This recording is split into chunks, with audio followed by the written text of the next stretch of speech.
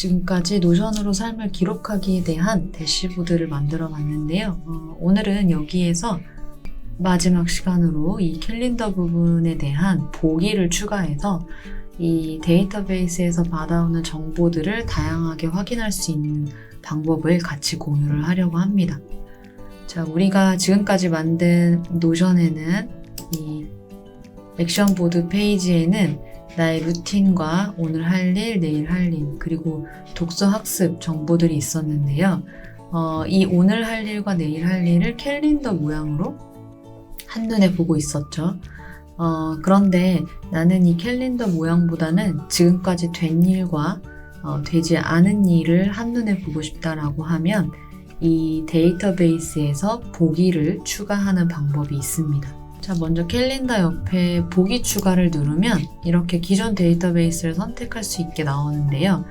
기존 데이터베이스 중에서 저는 일상에 대해서 내가 한 것과 안 한 것을 체크하고 싶기 때문에 데이터베이스 목록 중에 일상생활이라고 선택을 해보겠습니다. 자, 그러면 이 새 보기 부분에 기존 보기 복사, 내가 캘린더로 만들었거나 표로 만들었었죠. 그 두 가지의 형태가 나오는데요. 이 중에 아무거나를 선택을 하셔도 상관없습니다. 어차피 바꿀 거라서요. 자, 그러면 이렇게 캘린더 옆에 탭으로 표라는 새로운 보기가 생겼죠.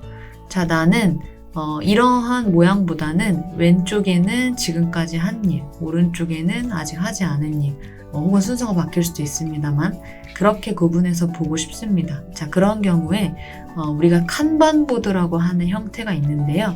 자, 이 보기 설정은 이 표 부분에 상단에 점 3개 버튼이 있습니다. 점 3개 버튼 누르면 레이아웃이 있고요.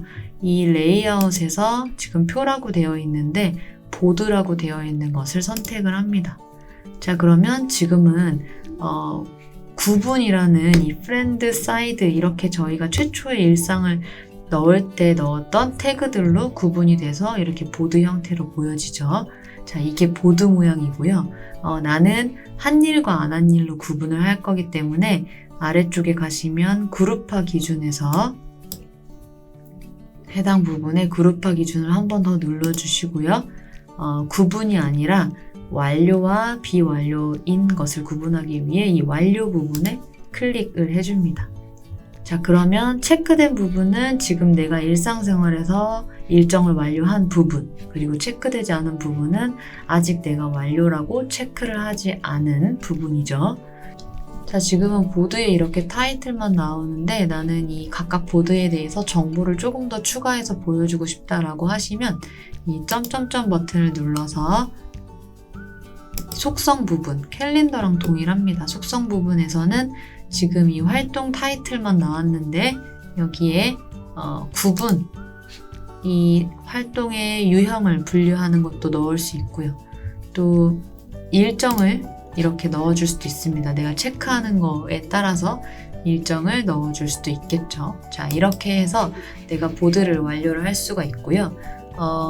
이 체크 부분을 하는 부분은 내가 이 오늘 할 일에서 이렇게 체크를 해도 바로 계약서 작성 부분이 옮겨갈 수도 있고요.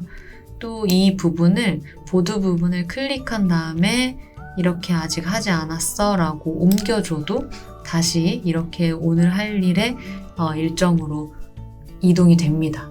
자, 이렇게 양쪽에서 정보를 수정해도 양쪽 다 동기화 되는 이유는 여기에서 보여주고 있는 정보의 원소스가 우리 앞에서 만들었던 이 데이터 모음에서 오기 때문입니다. 이 데이터베이스 모음의 기본 원소스가 어떻게 보여지느냐를 지금 설계하는 거기 때문에 내가 여기에서 정보를 바꾸던 여기에서 정보를 바꾸던 그 정보가 계속 연동이 돼서 보여지게 되는 거죠. 이 개념 숙지를 해주시고요. 오늘은 이렇게 데이터베이스의 여러 보기 방법을 통해서 자, 캘린더 보기, 자, 이 보드도 헷갈리지 않게 마우스 오른쪽 버튼 눌러서 이름 바꾸기 한 다음에